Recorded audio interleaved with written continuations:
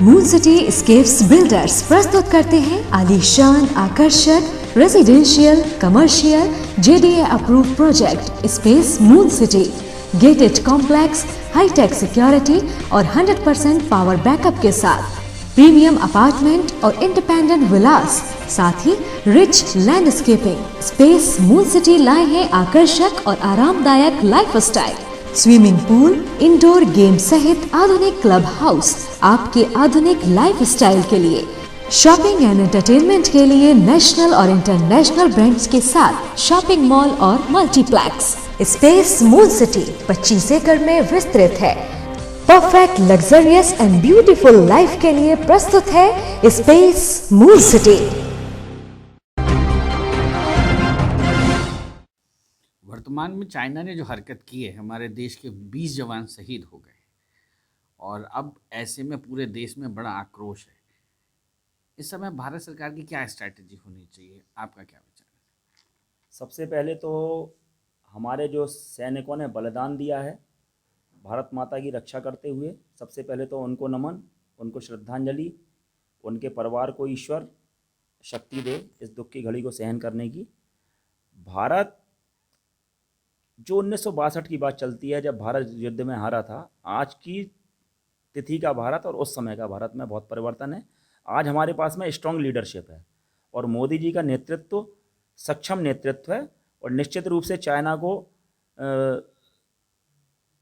बड़ा तगड़ा जवाब निश्चित रूप से भारतीय सेना देगी। और एक चीज़ और आपसे कहना चाहूँगा कि जो स्थितियाँ बन रही हैं, पहले भारत के साथ में अन्य देश नहीं थे, लेकिन आज की जो स्थिति है, वर्ल्ड की जो पावरफुल कंट्रीज़ हैं, जो भी ताकतवर देश हैं, वो भारत के साथ में हैं। अतः चाइना को बैक होना ही पड़ेगा। और आने वाले वक्त में जो एक और आपको विशेष चीज़ मैं बता रहा हूँ कि जो सूर्य ग्रहण पड़ रहा है 21 तारीख को, ऐसा सूर्य ग्रहण जब भगवान कृष्ण का जन्म हुआ था, पूरे नक्षत्र, सारे अक्षांश, देशांश, सारे के सारे वही पड़ रहे हैं। उस सूर्य ग्रहण के बाद में महाभारत का युद्ध हुआ था। तो ऐसा लगता है कि इस सूर्य ग्रहण के बाद में जो लग रहा है, आशाएं लग रही हैं कि लगता है कि वर्ल्ड वार कहीं ना छिड़ जाए और भारत एक महाशक्ति के रूप में उभरेगा।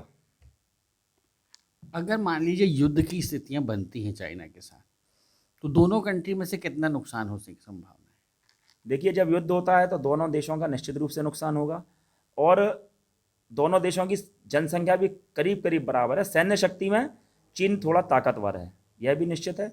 लेकिन चूंकि जैसा मैंने कहा कि अन्य देशों का साथ भारत को मिलेगा, अतः भारत की विजय होगी। और नुकसान तो होगा, लेकिन नुकसान के बाद में जो भारत खड़ा होगा वो निश्चित रूप से एक बहुत ताकतवर भारत खड़ा होगा और विश्व को लीड करेगा भारत, ऐसा मानना है। वैसे तो युद्ध ना हो, शांतिपूर्वक सारी चीज़ें निपट जाएं तो बहुत अच्छा है, लेकिन चीन की आदत में है।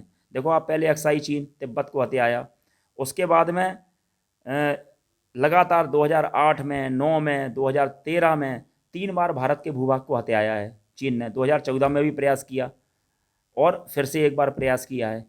तो ये जो प्रयास हैं, चीन लगातार भूभाग को, चूँकि वो जो एरिया है जहाँ पर चीन कॉरिडोर बना रहा है वो बहुत महत्वपूर्ण जगह है। अगर भारत के कब्जे में वो रहेगी, अगर चीन के कब्जे में आ गई तो चीन की जो सड़क मार्ग है, चीन कई सारे देशों से जुड़ जाएगा।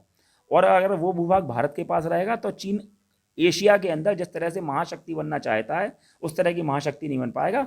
और बाकी अन्य देशों को भी, चूंकि एशिया के अंदर संतुलन रख रहा है, इसीलिए वो भारत के ऊपर हाथ रख करके और भारत की ताकत को बढ़ाने का प्रयास करेंगे और भारत ताकतवर बन करके उभरेगा।